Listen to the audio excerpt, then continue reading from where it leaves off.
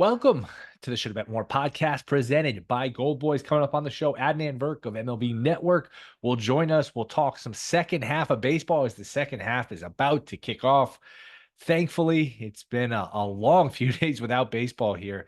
It used to be, all right, you have the All-Star game on Tuesday, day off on Wednesday, then a few teams played on Thursday. You get at least a few games, but they give these guys the full 2 days off after. I guess they want the All-Stars to have somewhat of a break where if you're playing in the All-Star game, then you get Wednesday and Thursday off. But man, it is a long time without baseball.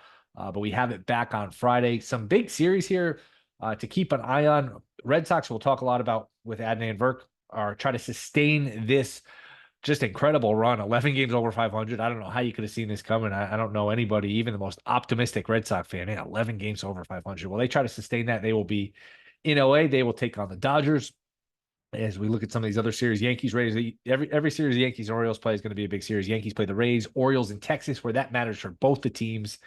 As Texas talked about the other day, one of these teams flying under the radar, a really undiscussed almost World Series champion where nobody really talks about him. Nobody really acknowledges that this is the defending champion, but they have creeped back in the race as they are chasing down Seattle and Houston, not that far behind. And they've got a couple weeks here to make up their mind. Hey, do we really want to go for it? Are we going to be buyers? Are we going to be sellers? And there's a lot of teams in this bucket where the next couple of weeks, and we don't have that much time with everything pushed back a little bit. We don't have that much time between now and the deadline to make up your mind. But they are one of these teams that is on the fence here, I would think, in terms of are you a buyer, are you a seller, or maybe you just stand pat and play it in between. So Orioles Rangers is a big one. And the two teams are chasing. The Mariners and the Astros will meet similar to the Yankees and Orioles last weekend, where hey, yeah, let's decide this on the field. Let's see who walks out of this series with first place in hand, because the Astros and Mariners will meet. First time they played in a while, just top of my head, where these teams have been in the mix here for the West. The Astros way behind. Mariners had a huge lead. The Astros have chased them down to where it's basically a coin flip, at least in the market. And I favor the Astros. I just think with their pedigree, with their talent, maybe get Tucker back at some point, add a pitcher. I don't trust Seattle. I don't trust their offense. They strike out a lot, but Houston's the dog. That series is in Seattle. As I mentioned, Boston is in LA. So some good series here as we will start to creep towards football. These races, these games start to intensify as we get towards the trade deadline. We'll see who adds what. I can't imagine. I mean, it doesn't sound like there's a ton of big time players. I don't know that the White Sox will move Crochet. I just think with his age and his contract, the 25-year-old who leads the league in strikeouts and a sub-1 whip, the asking price is going to be so astronomical. I don't know if any team is going to meet it. Maybe the Orioles have enough in the farm system to just blow Chicago out of the water with an offer, and it's an offer they can't refuse. Maybe that happens. And if he goes anywhere, that's going to be a huge swing in the race and a huge swing once you get to the playoffs, because they really do need some pitching. Baltimore does. I don't know that the Yankees have enough to trade for him. That's just not their style anymore. They like to do these moves on the margins where it's the Efros, it's the Montas, it's the Andrew Benintendi's of the world. They don't go for these splash. I know they got Soto in the offseason, but they had to get Soto. The building was going to be empty. Otherwise, there's going to be no buzz in the building. I don't know if it would have been empty, but there would have been no buzz if you just brought back the same lousy team they had last year. You had to get Soto, and they did. They do this where when they have to make a move, they do. They needed Cole, they got him. They needed Soto, they got him. They needed to keep Judge. They kept him, but they don't do anything more than they need to do. Like they sense that the fans are starting to get restless, and they throw them a bone, keep them happy, but they don't go overboard like they used to. So I'm sure they'll add a reliever, maybe Scott, the Miami guy for the Miami Marlins, lefty reliever. He could help. Any bullpen help would help. They'll get Stanton back. They'll get Schmidt back. So I need a bat, need a reliever. I don't think they'll get a starting pitcher. That's the baseball. We do get a day game on Friday, Cubs Diamondbacks. So that's basically a toss-up. We got Phillies Pirates, Reds Nationals. So nice to have baseball back. And I want to talk about this. Win totals have been reposted over-under for season wins for baseball. Yankees are at 95.5 at DraftKings. If you go to FanDuel, and if you go to a lot of these other books, they're at 97.5. So shop around that over 95.5. And hell, I'm not opposed to playing both of them. Play the over 95.5 and play the under 97.5. That's a nice middle. These margins are very small where you're probably going to be right around the number. And that's a 2-win middle if you want to play over 95.5, under 97.5. I would lean towards the over 95.5 just because, like I said, you're getting people back. You're going to trade for people. It's a market where just keep it simple. The good teams get better, the bad teams get worse. So a team like the Rockies at 56.5 wins, they're not only bad, but they're gonna trade people. They're gonna trade the Ryan McMahons, relievers, pitchers, anything you want from the Rockies will probably be up for sale. So the bad teams usually get worse, the good teams usually get better. The Red Sox are 85.5 at DraftKings, 86.5 at FanDuel. I like that over 85.5. I just think, hey, at some point you have to respect them. They're 11 games over 500. All they have to do to get over the 85.5. I know they have a tough series to start here, but all they have to do is play 500 baseball, and you're going to get to 86 wins for Boston.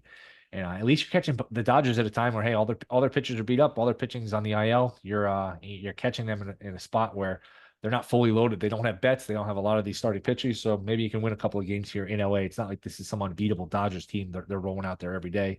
Another one I noticed, Tampa Bay is 80.5 at DraftKings. It's 79.5 somewhere else. So you get an extra win if you want to play the under 80.5 at DraftKings on Tampa. I know this involves tying up your money until October or whatever, and not everyone has the appetite to do it. But if you do, there are some disparities in these numbers. Hopefully by the time you're listening to this, these disparities have not been rectified.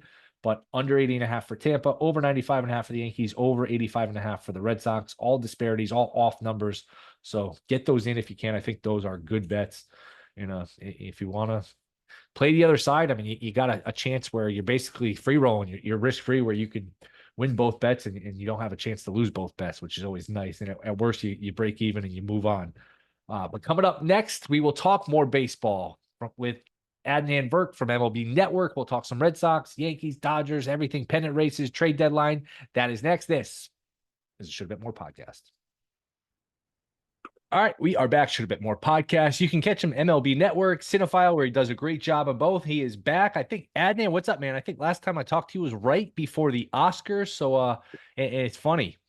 First of all, thanks for coming on. I think it was like the day Lucas Giolito hurt, and I was like, man, these Red Sox are in for a long season, and we're here at the All-Star break, and they are 11 games over 500. How shocked are you by how well this Red Sox team is playing? Well, it's great to see you again, Will. And you're right. A lot has changed, it feels like, in the world since we spoke. And yeah, you're right. I was at Sox camp and got to see my old buddy Alex Cora, and he was in good spirits. You couldn't betray anything from him. We do the interview. He goes back, talks to me, and he comes out and goes, "Oh, by the way, Giolito done for the season." I'm like, oh my God, like the Tommy John. But that Alex Cora magic, man, he's the best. There's a reason why he's one of the best managers in baseball. We worked together for 5 years at ESPN on Baseball Tonight, and he's got such a great feel for the game and his players, and knowing exactly what buttons to push. The real shock's been their starting pitching. Tanner Houck is a 2.68 ERA. He's been phenomenal. Cutter Crawford's a 3.2. Nick Pivetta has like a 10.2 strikeout per nine. Brian Bale, who many people think is the best of the young bunch, hasn't been as good, but still has had his moments. So their rotation really has been strong, and credit goes to Andrew Bailey, who's their pitching coach. He came over from San Francisco, was a closer for the A's previously. His philosophy is just to spin it. They throw the fewest four-seamers of any team in baseball. So it's a ton of breaking balls, but they're really effective, and it's been a great strategy for them. And then offensively, Devers always is going to mash, three-time All-Star, but Jarren Duran's a great story. First-time All-Star.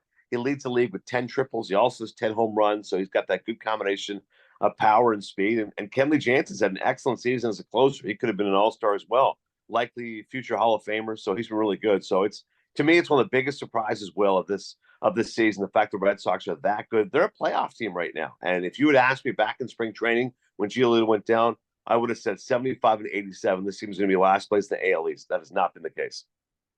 Yeah, and it's the manager role has become a diminished role where it's the perception, at least the front office runs things. They don't pay the managers as much, but Cora is one of the few managers that really matter. He probably the one that matters the most, at least right now. What makes him so good, you think? Well, the thing about AC is that he's got a great humility about him. And you would think that for managers, they have to have an ego, but it actually goes the other way. I think so many of these guys try to come across as, my way or the highway. Instead, Alex is somebody you can always relate to. And, his humility stems from the fact that, as he used to always say to me, I was the 24th best player on the 25-man roster. So, I've been there. I'm a pinch hitter off the bench. I play different positions. I'm a utility guy. There's no ego with him. So he said, I think he can relate to every single player on the roster. He can talk to the stars because he was tight with Big Papi and he knew all those great players in the Red Sox, but he can also talk to everybody who's just trying to make their places on the team. And I think that he comes across with great respect. He's an excellent communicator, whether it's English or in Spanish. He's great with the Latin players, certainly, but no matter what, he's got a great feel. And I just think baseball-wise, if we sat so many times watching games, he just had a really good feel for, this guy doesn't have it tonight, or this pitcher's not doing this, or watch out for this guy here. Like he kind of has that sixth sense. And I think that just comes from being around baseball his entire life.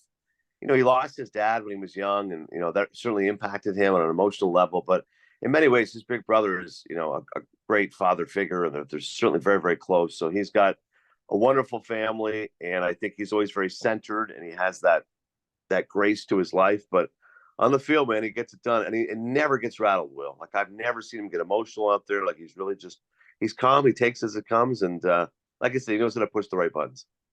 I've been dismissive of them, not just before the season, but I consider it a two-team race, Yankees and Orioles. I still do. I'd be shocked if they won the division, but look, I've been wrong about them so far. That being Yeah, said, who do you like in the AL East?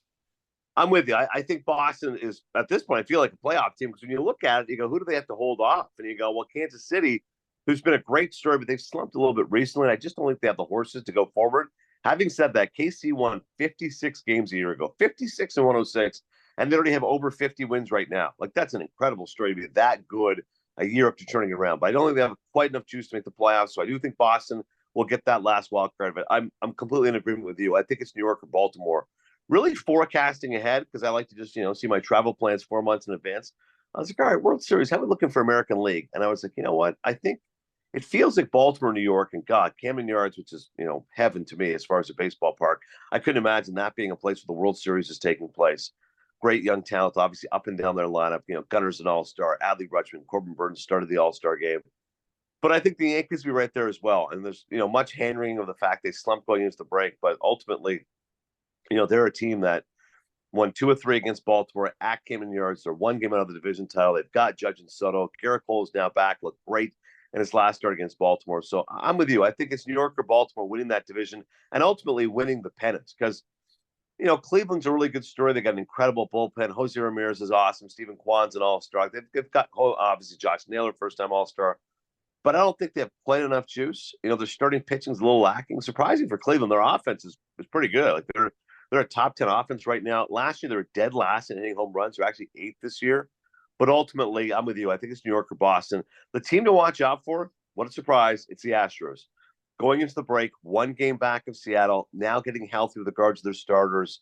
Jordan's a stud. Tucker's been hurt, but he's really good. Altuve's starter again. Watch out for those Stros. Ultimately, they could be making their 8th LCS appearance. Do you have a lean one way or the other, Yankees or Orioles, in terms of the division? Yeah, I'm going to go Yankees, actually. I just think that, they did this a couple years ago. They had that incredible start and then slumped, and then it felt in some ways never really able to recover. But I think that what's going to happen this year is Brian Cashman's learned from that, and they're going to make a couple moves. Like, I think Ryan McMahon from the Rockies is available. I think they can target him. Obviously, Stanton's absence has hurt the team. I think LeMahieu's really struggled. I think they recognize they could use another infielder to help them out. Maybe another starting pitcher as well, because the starters have just slumped this last month, maybe fatigue, whatever it is. But I do think if you look at it overall, Cole, Heel, Stroman, I feel good about those 3. Cortez, I think, is scrappy. Rodon's the one that's frustrating, because he was excellent the first 2 months, but he has an ERA of 11 his last 4 starts. You're not really sure what you're getting. This guy's getting a $162 million contract. So ultimately, though, I do think their star power plays. Those guys have been there. I think Judge and Soto, I mean, interviewing them at the All-Star game, having them on set, there's such an electricity about those guys. I think the New York Yankees win the division. Yeah, I mean, the Yankees, the list of needs is pretty long now. They will get Stanton back, seems like pretty soon after the break, if not right away, and Clark Schmidt back right away, who's kind of forgotten, who Yeah. pitched really well early, which will add obviously a lot of help, but they probably need some bullpen help too, because just those guys just don't get a lot of swings and misses. They've done a good job, getting the Luke Weavers of the world to pitch better. Holmes has been spotty, so I don't know, probably probably need some pen arms too. Who do you think the best Holmes player is an interesting one. Real quick on him. You're right about Holmes. He's a 2-time All-Star, and I was a little surprised, because you're right. What happened is he had his first 20 appearances were scoreless. He was awesome. But since then, he's been a little bit up and down. Like, overall, his numbers 2.77 ERA. But I'm with you. I feel like what happens is fatigue sits in with these guys. And I think Aaron Boone, who's also a great manager and a friend of mine from our days at ESPN, I think he recognizes that you got to be careful with bullpens, man. You can't just plug and play. These guys do wear down a little bit. And Weaver and Holmes have been good, but not like lockdown. So that's a good point. Every contending team will always wants a bullpen piece. So that's a good point by you. Who's the best player that changes teams at the deadline? You have to look at which teams are going to be making moves. And, in the National League, there's only 2 teams who are truly out of it. and everybody else still has a spot. It's the Marlins and the Rockies. Everybody else is like within 4 games of wild card spot, which is crazy. At least the final wild card spot. They're under 500, but still within shouting distance. So I think the Rockies, like I said, will move Ryan McMahon. I think the Marlins will definitely make moves. Jazz Chisholm is available. I think he'll get dealt. I'm curious if they trade any of their starters. They've got all those great starters, but so many of those guys are hurt right now, namely Sandy Alcantara, former Cy Young Award winner. But I think ultimately it's the White Sox who are intent on making moves, and they'll do so. Garrett Crochet has 150 strikeouts. He leads majors in strikeouts. He's a really good lefty. He's got great stuff. He's got a cheap contract. I think he's probably the best starter that gets moved. And I'll go with Luis Robert as far as the best hitter to get moved, because I think Chicago realizes they're a horrible team. They might set a record for losses this year. They're not going anywhere. Get value for these guys, and they can't miss on these. Like these are genuine talents. So you can't miss when it comes to these players. And I think Crochet and Robert get moved. I would have said Pete Alonso a couple months ago, but the Mets are in it, man. They're a wild card team right now. They head in the break as a playoff team. So you're not going to trade Pete Alonso if you're going to make the playoffs. And there was some thought previously maybe they would trade Pete and then re-sign him in the offseason. But no, like I think they realize they need him. There's very few guys you can plug in 40 home runs like Pete Alonso. So yeah, I think Robert and Crochet are my answers. So you do think Crochet is going to move? Boy, he would get a hell of a lot because, like you said, 25, great contract left. You always have to worry with these pitchers. They're one MRI from, hey, we'll see you in 2 years. We know how that goes, but boy, that would I'm a Yankee fan. That would scare me because Baltimore has the chips to get him. I don't know that the Yankees do. That's not their MO anymore. And boy, you put him on Baltimore with Burns, with Rodriguez, with that lineup, that would certainly separate them. You are right though. Baltimore needs another starter. Yeah, I should have mentioned, like, when it comes, that's my concern with Baltimore is that, their bullpen I actually look at and I was concerned, but Kimbrel's actually had a really good season. He's had better numbers than Clay Holmes. You could make an argument Kimbrel should have made the All-Star team ahead of Holmes. And like I said, their offense have no issues. Santander also made the All-Star team. I should have mentioned him, third in home runs at the break. But it's just starting pitching. Like once they lost Bradish, I was kind of like, because Burns is a stud, and Grayson Rodriguez I like as maybe number 2 or number 3. But after that, it does get spotty. So you're absolutely right. The Orioles have to go get a starter, and they have to avoid the mistake they made a season ago. Mike Elias, which he could have had Justin Verlander, instead they settled for Jack Flaherty. Flaherty was not the answer, was not good, and it ended up really hurting their season. By the way, Flaherty good bounce back here with the Tigers. But the point is, they got to make a splash, and they've got all those great young prospects, in addition to the players we always see at the major league level. So I'm with you. They're going to swing big, and I wouldn't be surprised they get Crochet. How about all of these Dodgers pitchers injuries? When you talk to people around baseball, is it just a coincidence, or is it, hey, are they doing something? Is it something they're teaching? Is it something within the organization? Because, I mean, it's like a Hall of Fame list of pitchers that just never pitch. When you look at Glasnow, Yamamoto, Kershaw, go down like Bobby Miller. Tony Gonsolin was an all-star a couple of years ago. I mean, Bobby Miller looks to not be the same pitcher. What do people think?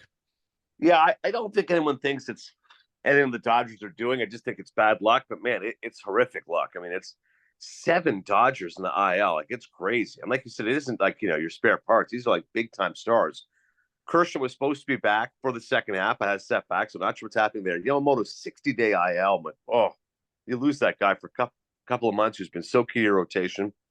And Glasnow has never thrown more than 130 innings in a season. So already I was going to be worried as far as his durability. And then he gets hurt, and you go, oh, my God, well, I guess now he's getting a mandated break. Who knows what's going to happen? But that series against the Phillies, you felt like on paper it was a big showdown series, Dodgers and Phillies, because they have the top 2 records in the National League. But instead, the Phillies took care of business. They swept them. And the reason why, I think in many ways, is it's not a fair fight. LA does not have their horses. They do not have their starting pitchers the way they have in the past. So I think that's the frustration as far as they're concerned. They still have lots of star power. Teoscar Hernandez winning the home run derby, 2-time All-Star, great guy. He's on pace for a career high tying 32 home runs. But the Mookie Betts injury really hurts. He was a dynamic player, as he always is, former MVP, World Series champion, a guy that would have been in the mix for an MVP. Freeman is still great. Will Smith's an excellent hitting catcher, but there's only so much you can do to overcompensate so many injuries. And by the way, not even just injuries, Bobby Miller, who they're expecting to be really good, he was just ineffective. Like, he's got an ERA of 8, and like it's not working out for him right now. So thank God they have Gavin Stone. He's been tremendous for them, and they have to hope they get some of these guys back and healthy. Otherwise, they will be making some moves. Yeah, and they always have a move up their sleeve. They're a lot of ways like the old Yankees, where they're always adding a player whether they need it or not. They're going to always add someone. And good call by you, because last time you were on, the first time you were on here, you made the point. Hey, the Phillies are. I don't remember how you phrased it, but the Phillies are basically the best team in the National League. The Phillies there's a Yeah. gap between them and everybody else because the Braves just look, they played a little better, but they're not the Braves of past year, especially with the injuries. Dodgers are down. So look, we don't play the World Series in July, but if we did, Philly would probably be going to the World Series here. Yeah, it's a great point. I was looking at the National League and I was saying to myself, right, which teams could be in the World Series? What could, like Philly to me, obviously a prohibitive favorite because of the fact they've got the best pitching right now in baseball. Like I was stunned by that. By ERA, it's 3.22. And not to mention all these all-stars, Bryce Harper, 8-time all-star. The fact that Schwarber's now back, already hits a home run, his second game back after being out. But Alec Boehm's been a tremendous story for them at third base as an all-star. Trey Turner is awesome. Like, even though he hadn't played very much when he's played, he's been amazing. He's hitting like 345. Could win a batting title. So, like, those three guys, the infield alone are special. Then you add your Brandon Marshes, your Bryson Stotts, your Nick Castellanos, and like their offense just has no holes. It's a good luck trying to deal with these guys like, up and down their lineup. And then the pitching wise, I don't think anyone expected Ranger Suarez to be an all-star. I don't think anyone expected Christopher Sanchez to be an all-star. There's 8 Phillies in the all-star game. Zach Wheeler, is a stud, 2-time all-star. Nola, you could have made a case as well. Even their bullpen, you would have thought Will might have been a sore spot, but Jeff Hoffman and Matt Straw, both those guys, all-stars as well. So I'm with you, prohibitive favorite, man. I know a lot can happen. An 84 win team in Arizona made the World Series last year, but I got a tough time picking against Philadelphia come World Series. Yep, and they've got a home field that matters too. I'm still shocked. Arizona went in there down 3-2, won 6 and 7 at Philly. Philly had so many chances to put that series up 2 games to none, and they were up. They had leads in game 4, leads in game 5, leads late in game 3 and game 4, won game 5. They could have easily won that in 4 or 5 and end up blowing that series. But look, it's the randomness of baseball. You could sit here and say, hey, they're the best team now, but like you said, a lot can happen. The layoff has hurt teams. Last couple ones before you get out of here. Do you think Skenes can actually win the Cy Young, or will they hold it against them? The fact that he's a rookie, maybe they shut him down, which I hope they don't do. Hopefully the Pirates stay in it. What are your thoughts here on Skenes? I think he could win. I don't think there's any issue as far as people saying like you have to wait your turn. I think people recognize within the game how great it is, how special it is to have a sub-2 ERA and over 80 strikeouts and 66 in the third innings. It's been absolutely remarkable how good he's been. But you hit it. I think it's the innings limit. I got Pittsburgh to me. Someone said to me, could they make a run for the playoffs? And I go, listen, I don't mean to be negative, but you're a 500 team at the break. And yes, you're within a couple of games of a wild card spot. Brian Reynolds has had a great season.